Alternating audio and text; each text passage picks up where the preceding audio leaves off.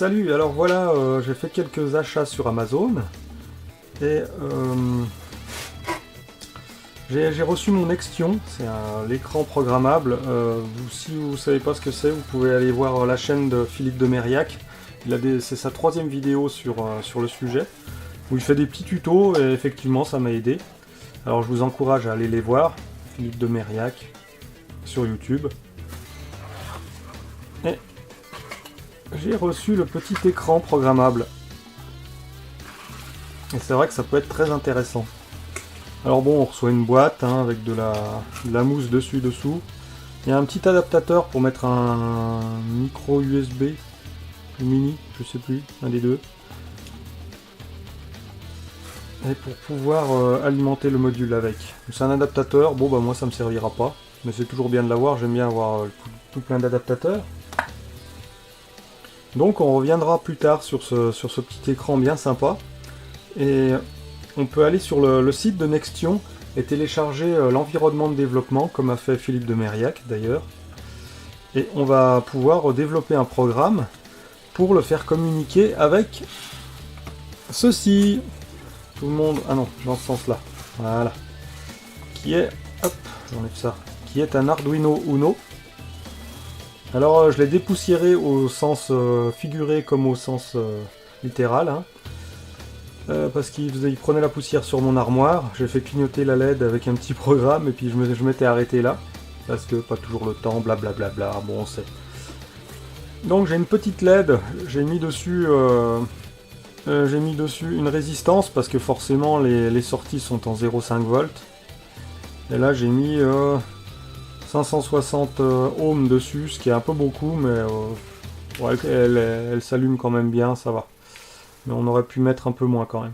Et donc je disais, le couple Arduino et Nextion, ainsi que d'autres appareils, tout ce qui peut communiquer en série, est très intéressant. Et donc ce que je voulais, c'est essayer de les faire communiquer ensemble. Donc voilà, je vais vous faire voir ce que j'ai fait jusqu'à présent. Ah oui, j'ai aussi commandé sur internet, enfin sur Amazon en fait, un cordon USB en fait qui adapte de l'USB au 0,5 V TTL. Enfin ça émule un port série sur l'ordinateur et ça sort les signaux série sur du 0,5 V directement pour mettre sur un montage. Ce qui est assez pratique si le montage est à côté de l'ordinateur. Et il va falloir ce cordon pour pouvoir programmer l'écran, de toute façon.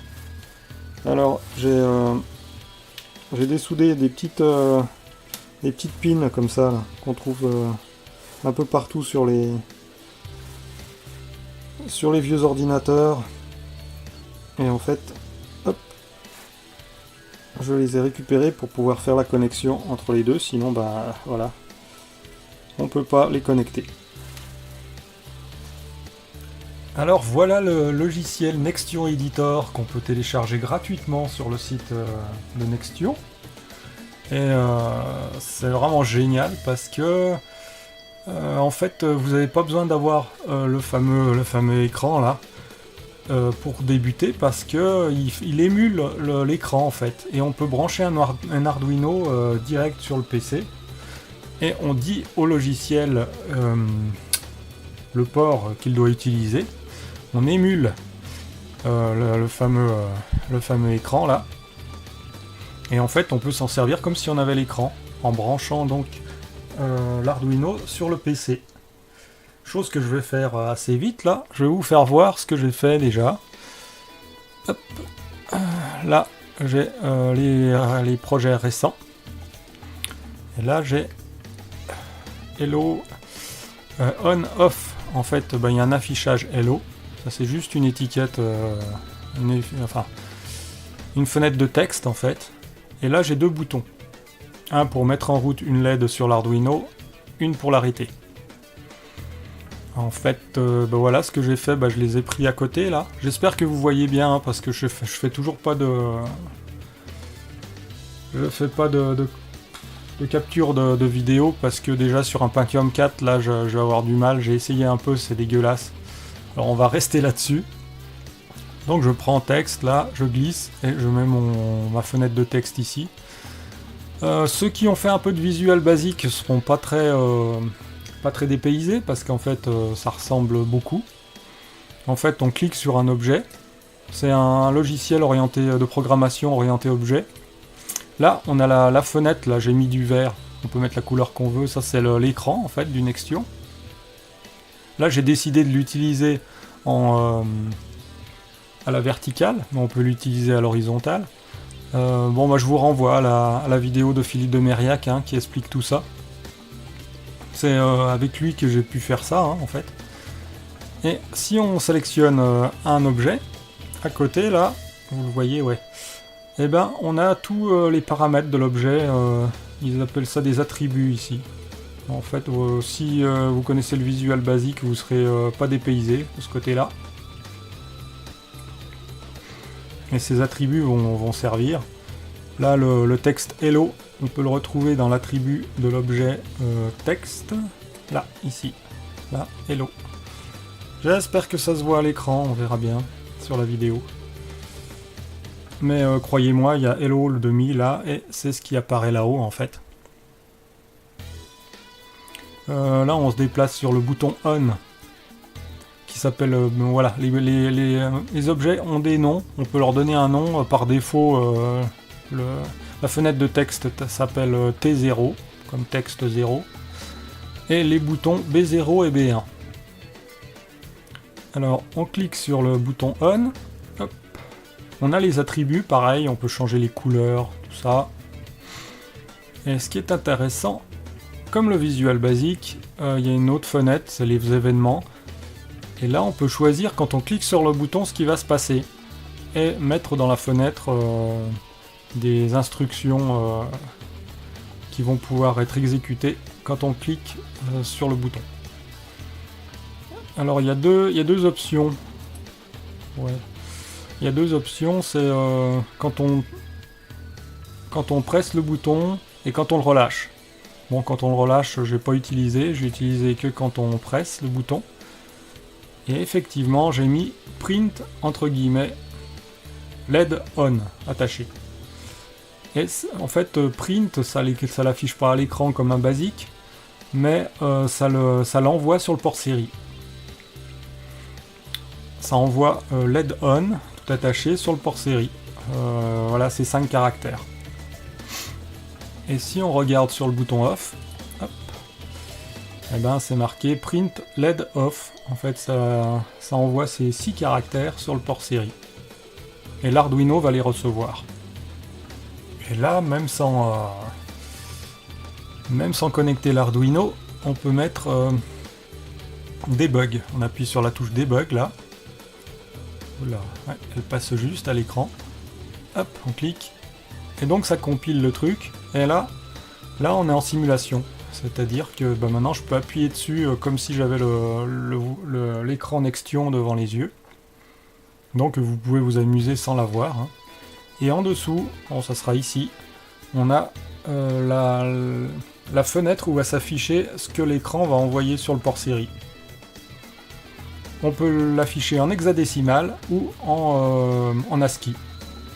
Alors, bon, je vais appuyer une fois sur On pour voir ce qui se passe. Hop. Et là, effectivement, il y a un code en jaune là, qui est apparu. Mais ça, c'est un code hexadécimal qui correspond au caractère ASCII. Et si je veux y décoder en ASCII, j'appuie à côté pour avoir des vraies lettres, des vrais caractères. Hop. Et là, j'ai bien LED on. Ouh, j'espère que vous le verrez, c'est pas évident là. Mais croyez-moi, c'est marqué LED on. Donc ça reste comme ça. Si je rappuie une deuxième fois, hop, ben, j'en ai un deuxième LED on. Ça le renvoie sur le port série. Et si j'appuie sur off, eh bien j'ai bien LED off qui s'affiche. Alors attention, c'est périlleux ce que je fais. Là, j'ai l'Arduino, je l'ai branché. J'ai mis mon programme dedans, je vous le ferai voir après, le programme.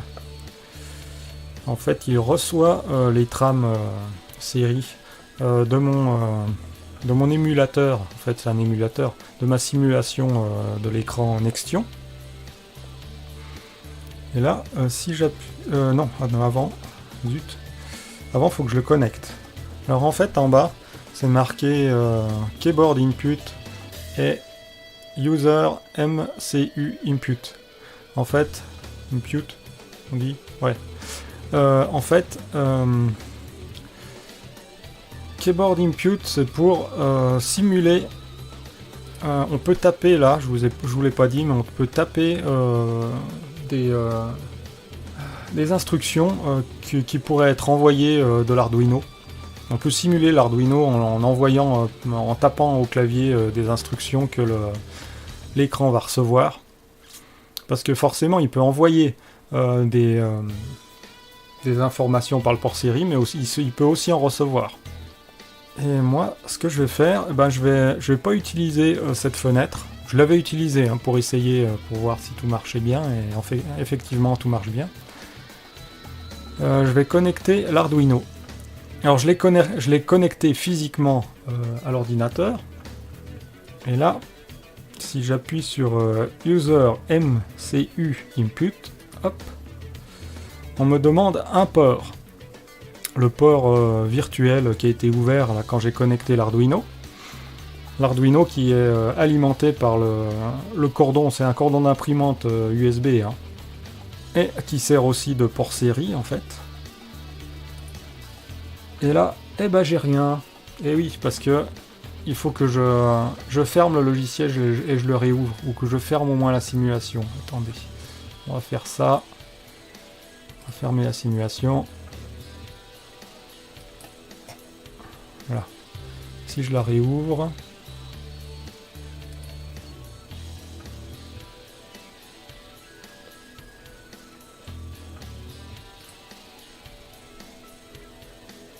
Hop. Voilà. Là, j'ai réouvert la simulation. Et là, effectivement, j'ai un port de disponible, c'est le COM8. Là. Le port de communication 8. 9600 baudes, alors c'est le truc par défaut, j'ai laissé là-dessus parce que voilà.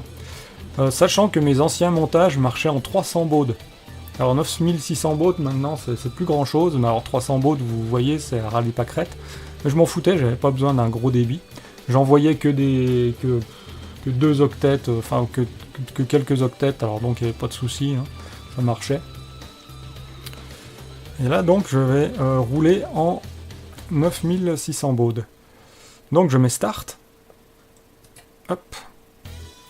Et là, normalement, mon Arduino est capable, enfin, mon logiciel Nextion Editor est capable de communiquer, enfin d'émuler l'écran et de communiquer avec l'Arduino comme si on avait un écran à la maison. Alors ceux qui n'ont pas acheté d'écran peuvent télécharger gratuitement, je le rappelle, le Nextion Editor sur le site Nextion. Donc j'ai mes trois objets, donc du texte, une fenêtre texte en fait, une fenêtre, un bouton on, un bouton off. J'appuie sur on. Voilà, ça marche. Vous voyez sur le coin de l'écran, j'ai ma LED rouge. Ça affiche bien le texte. Oh, on va le mettre en ASCII quand même, en caractère. Hop, là. Ça a mis LED on. On a bien la LED qui s'est allumée sur l'Arduino. En fait, oui, la LED, c'est celle que j'ai parlé tout à l'heure, là, que j'ai mis entre la masse et le port 8, parce que le port 8, il était en face, c'est tout. Sinon, j'aurais pu le mettre sur un autre port. Et en fait, ce qui s'est passé, je vais l'enlever. C'est que l'écran a bien envoyé LED on sur le port série. Et il y a une deuxième fenêtre à côté. Et qu'est-ce que c'est ? Eh ben, c'est l'Arduino qui a répondu. Parce que ce que je voulais, moi, c'est que ça communique dans les deux sens. Hop. Voilà. Et en fait, l'Arduino a répondu et a dit à l'écran, en fait, d'afficher sur la fenêtre texte, la première qui est en rouge, on. Et en fait, il faut mettre le nom de la fenêtre, elle s'appelle T0, dans le point TXT, c'est-à-dire qu'il faut aller dans le paramètre texte, mettre égal, et mettre entre guillemets on, ON, et après, refermez les guillemets, et après il y a 3 caractères à envoyer là. En fait, c'est des Y avec 2 points au-dessus. Il y en a 3 à envoyer comme ça, pour dire que c'est la fin du message. Et ceux-là, j'ai un peu galéré pour que l'Arduino puisse les envoyer, mais ça, j'en parlerai plus tard. Et donc, en fait, là, c'est le message qui est envoyé.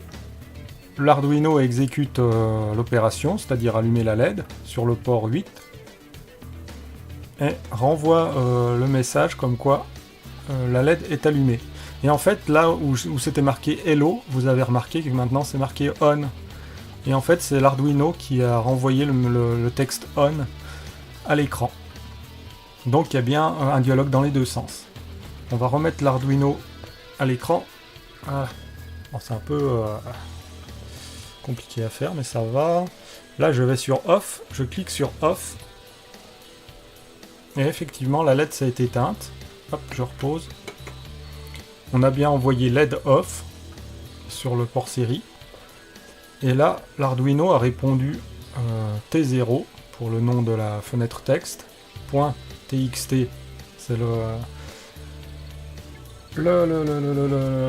la partie, le paramètre à modifier, égale, entre guillemets, OFF, off, fermez les guillemets, et toujours les 3 caractères là. En fait, ces 3 caractères qui correspondent, si je dis pas de bêtises, au 255. Oui, c'est ça. Au 255 en caractère ASCII, en code ASCII. D'ailleurs, on va pouvoir le voir en affichant en ASCII. En hexadécimal, je veux dire. Hop. Et là, effectivement, on a les FF là qui dépassent. Oui, on peut le voir. Là. FFF. Non, on n'a pas la valeur. Mais ça correspond à FF en hexadécimal, ce qui correspond à 255. Donc mon fichier, mon programme fonctionne. En fait, vous voyez, c'est super simple. Hein. J'ai juste mis 3 objets et 2 où on a assigné de faire quelque chose quand on clique dessus. C'est les 2 boutons. Et là, on peut essayer. On peut y faire remarcher. Hein. Alors, quand j'appuie sur les boutons, vous allez peut-être voir, il y a 2 LED d'utiliser, enfin, qui fonctionnent. Il y a la LED on de l'Arduino, c'est normal. Et il y a l'autre, c'est L. Je ne sais plus ce que c'est L. Bon, c'est pas grave. Et il y a 2 autres LED qui sont TX et RX. En fait, c'est les LED qui s'allument quand on reçoit sur le cordon USB en fait. Et quand j'appuie sur On, bon, vous allez peut-être pas le voir parce que ça passe entre... là, je le fais plusieurs fois. Si, on doit peut-être le voir à la caméra. Il y a une petite LED là qui s'allume très rapidement. C'est la LED RX. Et quand j'appuie, il y a même la TX qui répond derrière, forcément parce que l'Arduino répond. Bon, il y a un temps. En fait, quand j'appuie sur On et Off, la LED met un peu de temps à s'allumer. Enfin, la LED que j'ai branchée sur le port 8. Et à s'éteindre. C'est par rapport à mon programme, je pense. On pourrait aller plus vite que ça. Mais bon, déjà, ça fonctionne. Ça fonctionne très bien, hein, vous voyez. Je peux me faire On-Off. Il n'y a pas de souci. Ça fonctionne. Ce qui est déjà une bonne chose. Et à chaque fois, le texte est mis à jour, hein, là-haut. On, off, off. Avec un temps de retard, une petite seconde, là. Et comme je vous dis, ça doit venir de mon programme. Voilà pour cette partie-là. Après, on va aller voir dans l'éditeur du programme, enfin du sketch de l'Arduino, pour voir comment j'ai fait. Et là, effectivement, là, il n'y a rien du tout. Hein. Je vous ai dit tout ce que j'ai fait. Ça peut s'arrêter là, quoi. Hop.